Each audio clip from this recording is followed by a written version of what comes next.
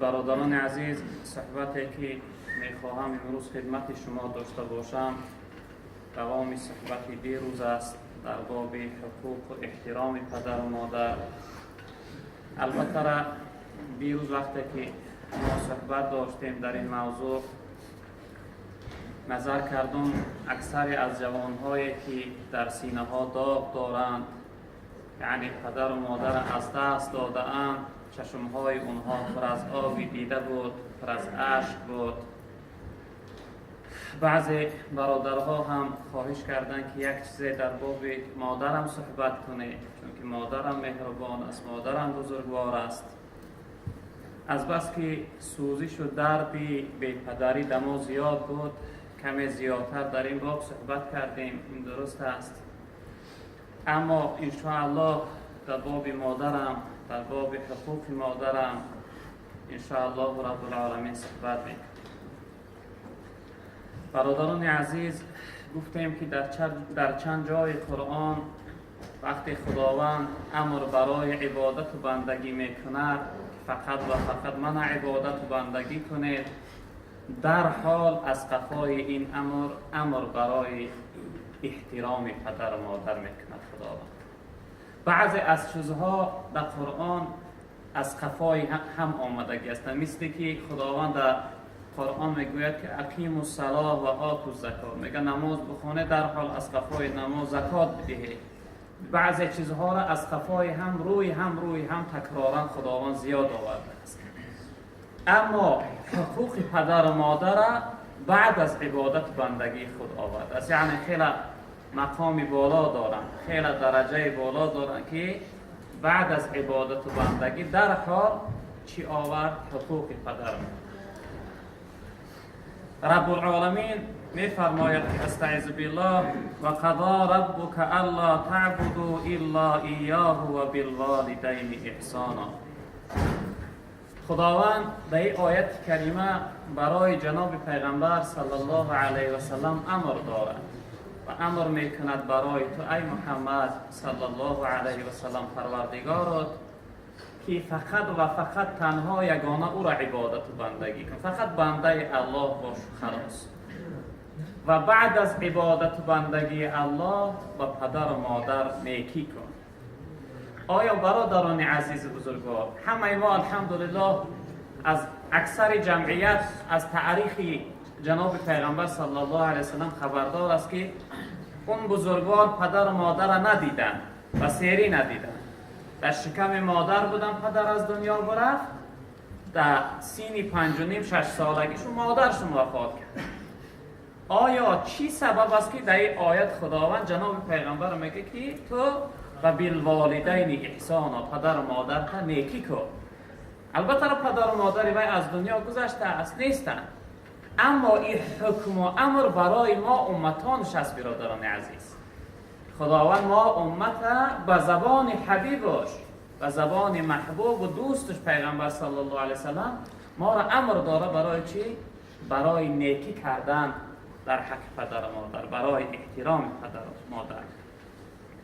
اما یبلغن عندک الکبر احدهما او کلاهما، وقتی پدر و مادر شما به سین پیران سالی رسیدن، هر دی اونها یا که از یکی از اونها، پدر رفت مادر تنها ماند، یا اینکه مادر رفت پدر تنها ماند، وقتی به سین پیران سالی رسیدن، رب العالمین میفرماید که فلا تقل لهما اف ولا تنهرهما. برای پدر و مادر میگه شما اف نگویید، در حالتی که البته پدر و مادر وقتی که پیران سال کلان سال شد دیگه چه نگاه کرده نمیتونه، چه اداره کرده نمیتونه. یکی حالت شد که یکان لباس به نماز کرد، یا حالت شد که بدنش بو کرد، یا حالت شد که یکان کارت فرمید خودت یعنی بند استی کارش ادا کرده نمیتونی. خداوند ما را تعلیم داده است که شما ولا تقل لهما اف، میگه برای پدر و مادر اف نگی.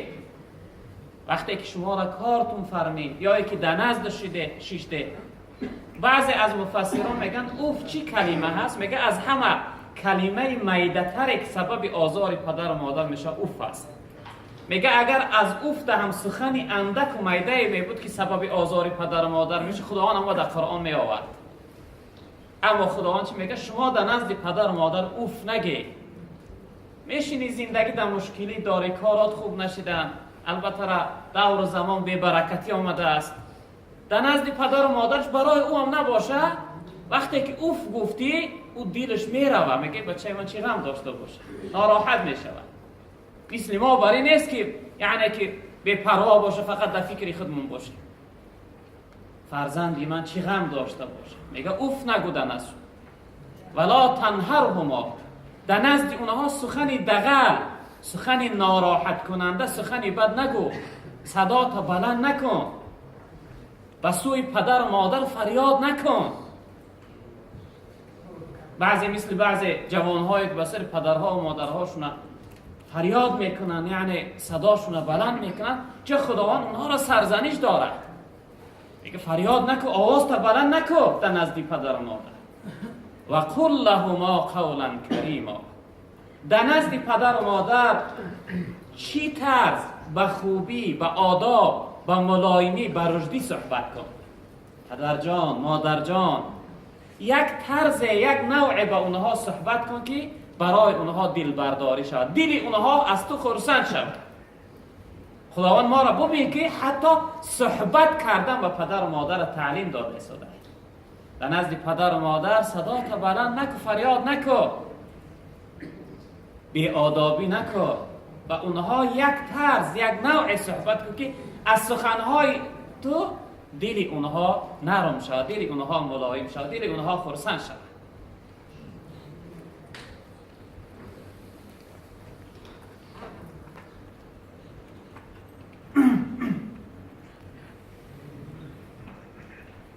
واخفض لهما جناح الذل من الرحمة وقل رب ارحمهما كما ربياني صغيرا. رب العالمین میگه همه وقت همیشه آغوش رحمت برای پدر و مادر کشاده بگرد. در نزد پدر و مادر خود ذلیل بدان، در نزد پدر و مادر خود عاجز بدان. اگرچه شبم بروز در خدمتشو قایم باشی، اگرچه دائما خدمتشو کنی، هر چیزی دلشو میخواه با جا بیاری، باز در روی این هم احساس کن که حق اونها را ادا کرده نتونستی، حق اونها را گردانده نتونستی. اگر که شبان بروز با یک پا در قد اونها چخ باشی، خود ذلیل بدان. خداوند میفرماید خود عاجز بدان، بگو نتونستم، حقشو نگردانده نتونستم. در دور رسول اکرم صلی الله علیه و سلم یک جوان مادر پیر داشت. مادرش 7 بار میگه در روی کتفای خودش برداشت و به زیارت خانه خدا آورد، حج دارون و گشت و برفت. بعد از آن روز نزد حضرت علی آمد، نزد حضرت علی رضی الله تعالی عنه آمد و حضرت گفت من 7 بار مادر ما خانه خدا زیارت آوردم، خدمتش کردم، آیا حق اون ادا یافته است؟ حق او را گرداندم؟ حق او از گردن من خلاص شده؟ حضرت میگه چه جوابش گفتن که اگر 7 بار نه، اگر 70 بار مادر تا پشت کنی حج بیاری برای یک شبه حقش گردانده نمیتونی، یک شبه حق او را ادا کرده نمیتوانی.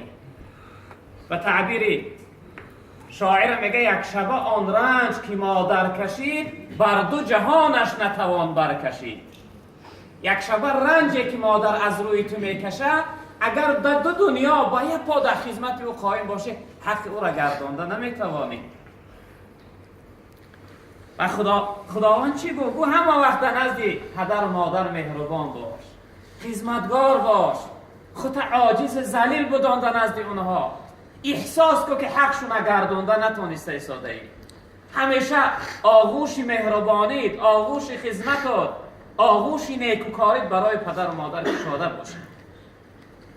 و در آخر رب العالمین ما را تعلیم داده است فقط خدمت تنها نه، بعد از اون باشه دعا کو که وقل رب ارحمهما کما ربیانی صغیرا، او که ای پروردگار به حال پدر و مادر من رحم کن، پدر و مادر من از رحمت سیرا بگردان، پدر و مادر من در حفظ امانت نگه بدار، پدر و مادر من از خاری آخری حیات نگه بدار. در حق پدر و مادر میگه دعای رحمت کن. اگر گذشته باشن بگو پروردگارا پدر و مادر من رحمت کن. چی رنگه چی طرزه که در جوانی و در خردی برای من پدر و مادر مهربان بودن، نوازش میکردن. پروردگارا پدر و مادر من از رحمت سیراب بود. یعنی که انسانیت در حق پدر و مادر دعا کن. الحمدلله چند روز است که جوانهای ما امروز اول یک دو نفر زنگ زدن به من، از بس که حقوق پدر و مادر را فهمیدن و دانستن که چی بزرگوار است، وقتی دانستن که چی بزرگوار است زنگ میزنن میگه حضرت در حق پدر و مادر من دعا کنید جمعی. بعضی از اونها داغ دارن پدر و مادرم از دنیا رفتن، بعضی از اونها میگه حیات است. البته را دعا کردن فرزند باید دعا کنن، در حق پدر و مادر باید دعا کنن. نسبت به پدر مادر سوزش رنجش بالاتر است. یکی از اصحاب روز نزد جناب پیغمبر صلی الله علیه وسلم اومدن پرسیدن، گفتن یا رسول الله از همه حق زیادتر در بالای من کی شخصیت، کدام شخصیت داره؟ جناب پیغمبر صلی الله علیه وسلم گفتن امک، گفتن مادرت. از همه حق بالا در بالای تو مادر داره. شخصیت پرسیدن، گفتن ثم، گفتن بعد از مادر کی؟ جناب پیغمبر با تکرار کردن، گفتن ثم امک، گفتن بعد از اون با مادرت. دیگه با پرسید بعد از مادرم با کی؟ گفت با مادرت. سیوم بارم مادرت گفت. بعد نوبت چهارم جناب پیغمبر صلی الله علیه وسلم که پدر. یعنی که حقوق و حکم مادر بالاتر از روی چی است؟ از روی مهربانیش، از روی نوازشش، از روی او رنجی که از روی فرزند میکشه از روی او است. برادران عزیز، به همین خاطر جناب پیغمبر 3 بار گفتن که از همه حق بالاتر در بالای فرزند مادر داره، بعد از مادر بعد دفع چهارم پدر. البته مادر از روی فرزند خیلی آزارهای زیاد میبینه. از روزی که فرزند در رحم مادر میافته تا روزی که مادر از دنیا میروه، مادر سوزش رنجی فرزند اثر میگذرانه، رنج میکشه، سوزش میکشه. روزی که در رحم مادر کودک میافته تا 9 ماهگیشه چه روزهای سخت اثر مادر میگذرانه و فقط خودش احساس میکنه و خلاص دیگه انسان ها نمیتونن. برادران عزیز، مفسرین کرام یک مثال زیبا میارن، میگن رحم و مهربانی مادر ابو بیکی وقتی که فرزند در شکمش است، وقتی فرزند در رحمش است، وقتی یگان حالت فوق العاده شوه، یعنی یگان حالت شوه که یگان چیزی با سوی او بیا، یگان چوب، یگان سنگ، مادر میگه سر و بدنش نمیپوشانه، هر دو دست در بالای شکمش میمونه. هر دو دست در بالای شکم برای چی؟ برای که به فرزند آزار نرسه. هر چیزی از در سر و بدن من تسلیم راضیه که در سر و بدنش بزنه، اما فرزند حفظ میکنه، هر دو دست در بالای شکمش میکنه.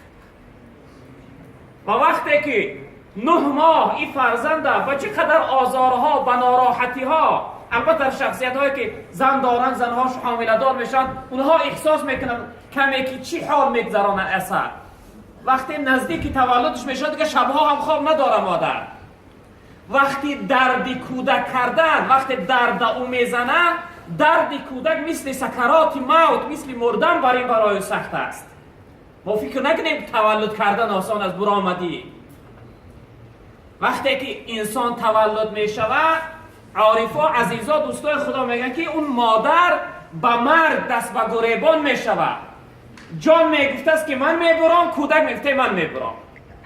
چقدر سخت است براش، چقدر دردی مشکل، دردی ناطاقت آور مادر از سر میگذرانه. و وقتی که این فرزند از مادر بیرون میشوه، وقتی که مادر فرزند میبینه که تولد شد، پسر است یا دختر، از خوشحالی و خرسندی دیدن فرزندش دردی خچگون میکنه و در لبهاش تبسم پیدا میشه که فرزندی من به دنیا آمد. او کودک در آغوش میگیره، سر و بدن او را بوسه میکنه، او را نوازش میکنه. به دستهای مهربانیش، به دستهایی که به اینها طعام میخوره نجاستهای کودک پاکیزه میکنه. شبها خودش خواب نمیروه و گهواره فرزند میجنبانه. وقتی که کودک بیمار میشه و جان مادر میسوزه، این سوزش و این ناراحتی را پدر نداره. برادران عزیز، پدر بله آه میگه، فرزند میگه یک بیمارخانه یک جا میبره، اما او سوزشی که مادر داره پدری را نداره. و تا سینه که این فرزند یعنی با پا میخیزه و رهگرد میشوه و به خود میآید، مادر چه آزارها میبینه.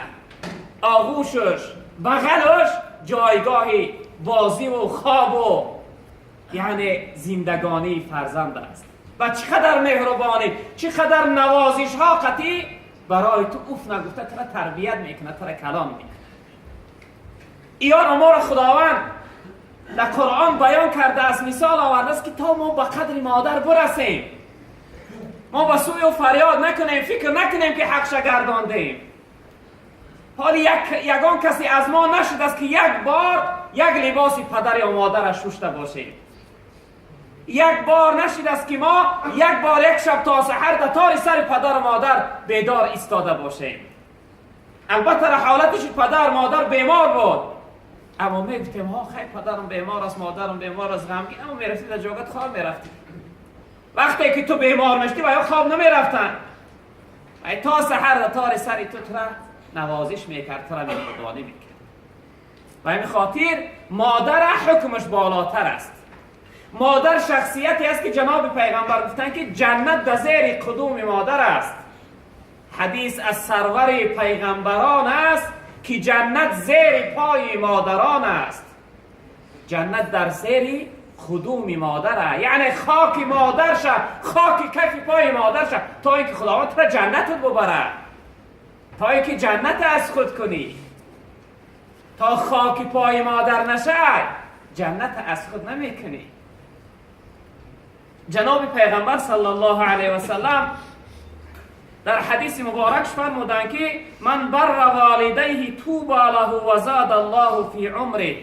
هر شخصیتی که پدر و مادر نیکی کنه، خدمت کنه، پدر و مادر دعاشون بگیره، خداوند عمری او شخصیت زیاد میگردانه. خوشا به حال او شخصیت. گفتن جناب پیغمبر طوبا یک درختی هست در جنت و یک مکان عالی هست در جنت که جناب پیغمبر گفتن جای همون جوان و فرزند عباد که برای پدر و مادرش نیکی میکنه، خدمت پدر و مادرش میکنه.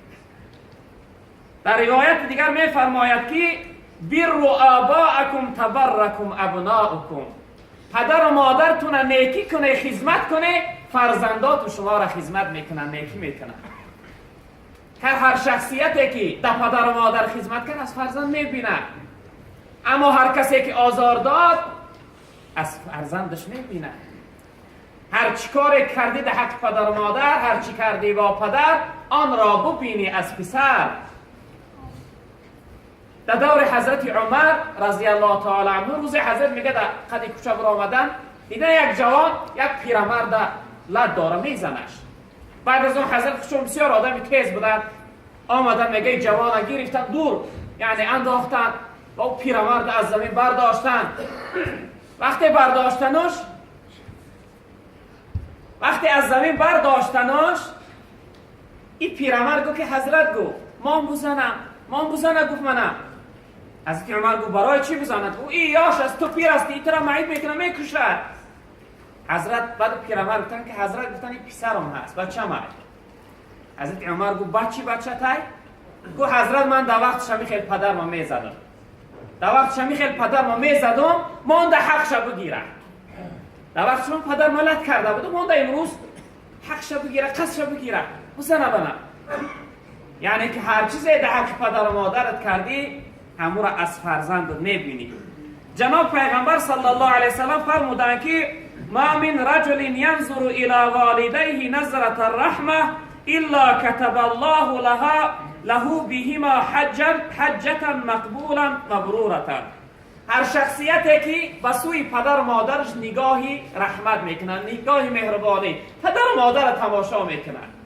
تماشا کردن چهره پدر و مادر، جناب پیغمبر گفتن ثوابش مثل همینه که خداوند در نامه اعمال فرزند ثواب یک حج مبرور و مقبول نوشته میکرده است. تماشای پدر و مادر عبادت است. تماشا کردن با مهربانی و خوبی به سوی پدر و مادر برای فرزند عبادت است. برادران عزیز، و رسول اکرم صلی الله علیه و سلم در حدیث دیگر میفرمایند که ثلاثه حرم الله تبارک و تعالی علیه الجنه، سه گروهی مردم خداوند براشو جنت حرام گردانده است. جنت روی جنت نمیبینن. اینها کی هستند؟ یکمش مدمن الخمر، انسانی که دوامناک عرق نوشی میکنه، و دیگرش والعاقل والده، شخصیتی که پدر و مادرش او را عاق کردگی هستند، و سیمش دیوس شخصیتی هست که زنی او یا اینکه خواهر او یا اینکه دختر او به حیا میگرده و بدش نمیآید، چیزی نمیگوید. این سه گروهی مردم خداوند براشون یعنی جنت حرام گردانده است. و همین خاطر باید که ما و شما حرکت کنیم که از جمله شخصیت هایی که عاق پدر و مادر هستند از اونها نباشیم. رسول اکرم صلی الله علیه و سلم در روایت دیگر میفرمایند که بعضی از شخصیت هایی هستند که پدر و مادر خودشون دشنام میکنن، پدر و مادر حقارت میکنن. بعد از اون شخصیت پرسید، گفتن یا رسول الله هست چنین فرزند یک پدر و مادرش دشنام کنه؟ جناب پیغمبر گفتن نه، گفتن آره هست. شخصیتی هست که یک شخص دیگر پدر و مادرش دشنام میکنه، او میگرده پدر و مادری را دشنام میکنه. انمی دشنام کردن پدر و مادر یک شخصیت، دشنام کردن پدر و مادر خودش از جناب پیغمبر گفتن. و این خاطر ما و شما از این چیزا باید نگاه کنیم. اگه نتونستیم که خدمت پدر و مادر را بجا بیاریم، نتونستیم که حق اونها را ادا کنیم، حرکت کنیم که چیکار کنیم؟ از روی ما فرزندای ناخلف پدر و مادر آزار نبینن، پدر و مادر لعنت نشنون، پدر و مادر یک گپی ناسزا و ناجا نشنون. در روایت جناب پیغمبر صلی الله علیه و سلم می‌فرمایند که روز حضرت موسی علیه السلام در کوه طور با خداوند صحبت میکرد. این حدیث درباره دعای مادر برادران عزیز. بعد گفت که حضرت موسی گفتن یا ربی، گفتن پروردگارا، ربی ارینی رفیقی فی الجنه، گفتن ای پروردگار همنشین و رفیق دوستی جنتی من در همین دنیا برای من نشان بده که در جنت در آخرت همنشین و رفیق دوستی من کی است؟ خداوند به سوی حضرت موسی گفت که فلان دیه بره، فلان قشلاق بره، در آمدنش گفت یک دکان گوشت فروش است. در درون اون دکان گفت یک جوانی خیلی یعنی جوانی نورانی ایستاده است، قصاب از گوشت فروشی میکنه، همون رفیق جنتی تو هست. حضرت موسی میگه من فکر کردم، گفتم این جوان از چی رو، از روی چی عمل اینقدر خداوند مقامی بالاش داده باشه که در جنت همنشین موسی پیغمبر، موسی کلیم الله. بعد از اون میگه من رفتم دیدم که در آمدن هم دیه یک دکان گوشت فروشی، از دور نظاره کردم، تماشا کردم، میگه یک جوانی خیلی وضعیت نورانی در درونش نشسته است. وقتی روز به بیگاه رسید، این جوان میگه کمی گوشت گرفت، کمی روغن گرفت، از دکانش بیرون شد، در دکان محکم کرد. بعد از اون حضرت موسی میگه من سر راهش گرفتم، گفتم ای جوان میگه واسه او گفتم که ای جوان من مسافر هستم، در راه ماندگی هستم، یک شبه اگر علاج باشه در خانه من راه بودی، فردا بود از پی سفرم میشه. و گردن گرفت، قبول کرد، من به خانه شب برد. وقتی من به خانه شب برد، گفت خانه درون به درون داشت، خانه دو خانه بود، روی درونی هم بود. در خانه بیرونگیش گفت برای من جا کرد، نشستم و خود خانه درونگی در آمد، طعام آماده کرد، ضیافت کرد، برای من سفره دسترخوان انداخت. و در درون میگه نظر کردم که در کنج خانه یک سوتی کلان، یک آویزان بود، کشال بود. وقتی به من طعام آورد، بعد از اون رفت خودش درون در آمد، در یک کاسه طعام گرفت، چقدر ملایم کرد، میده کرد، گوشتا و روغن شد. بعد از اون سوت در پایان فراورد و در درون سوت یک پیرزن خیلی سال رفته که کلان سال از همان ماندگی فقط میخورد و خواب. بعد از اون از درون سوت همون پیرزن گرفت در بغلش، مثل کودک در بغل میگیرن، در بغل گرفت و از اون طعام ملایم کردگیش او پیرزن طعام داد، یعنی خوراندش، سیر کرد لب و دهنش شکل پاکیزه کرد. وقتی تمامش تیار کرد میگه پیرزن دستاش برداشت دعا کرد، از بس که دور بود صداش من نشنید. بعد از اون میگه دوباره پیرزن در درون سواد باند و در جاش گذاشت، اومد همراهی من نشست. بعد از اون میگه حضرت موسی که من پرسیدم تو ای جوان این پیرزن کی هست؟ میگه این جوان که این پیرزن مادرم هست، این خیلی سال رفتش است، از همه مانده است، خدمتش میکنم، طعامش میدیم، سر بدنش میشون نگهبانیش میکنم. بعد از اون حضرت موسی میگه پرسیدم گفتم ای برادر وقتی که طعامش دادی تمام کرد و دهنش شکیدی دستاش برداشت چی دعای کرد؟ چیزی میگفت من نشنیدم، دعاش چی بود؟ میگه جوان گفت که ای برادر گفت این مادری من از روزی که از همه ماندگی است یک دعا داره، نمیدونم خداوند دعاش قبول میکنه نمیکنه. از روز از همه مانده است دعاش میگه که پروردگارا همین فرزندی من رفیق موسی پیغمبر در جنت بگردان. حضرت موسی اونجا طلب کرد که رفیق جنتی من نشانم بدی. این مادر دعا داره که پروردگار فرزندی من رفیق موسی پیغمبر در جنت بگردان. حضرت موسی میگه آبهای دیده من ریختن. گفتم ای جوان خوشا به حال تو که تو به این سعادت رسیده ای. من از خداوند پرسیدم که رفیق جنتی من نشان بدی، خداوند من به نزد تو رای کرد. خوشا به حال تو که تو رفیق جنتی من هستی. یعنی که این جوان از روی دعای مادرش رفیق موسی پیغمبر در جنت گشت. ما و شما هم باشیم برادران عزیز بزرگوار، اگر دعای این بزرگوارها را بگیریم ان شاء الله که خداوند بزرگوار ما را یعنی همنشین دوستای خودش، همنشین جناب پیغمبر صلی الله علیه وسلم در جنت میگردونه. خداوند بزرگوار برای ما و شما بخت سعادت دنیا و آخرت نصیب بگردونه. پروردگارا این جمعیت ما را در کسب کارشون برکت ها عطا فرما. پروردگارا مشکلی های دینی و دنیای ما را آسان بگردان. پروردگارا گذشتگیامون غریق رحمت و شایسته جنت بگردان. پروردگارا عبادت های پر از کمبودی ما را به درگاه بی نیازت قبول بگردان. پروردگارا بار الله اسلام عزیز در روی عالم غالب بگردان. دشمن های اسلام خار و زبون و نیست و نابود بگردان. پروردگارا حکم و قانون قرآن در روی عالم حاکم بگردان.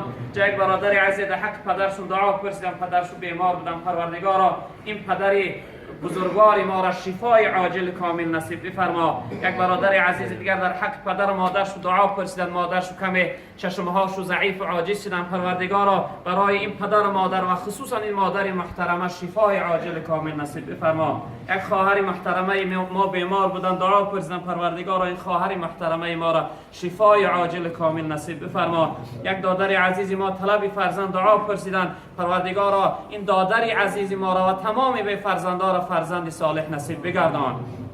پروردگار این جمعیت در دلها هر امید و آرزو مراد و مقصد داشته باشند و مراد و مقصد برسان. پروردگار خاتمه ما را به خیر بگردان. و صلی الله تعالی علی خیر خلقه مولانا محمد و آله و اصحابه اجمعین برحمتک یا ارحم.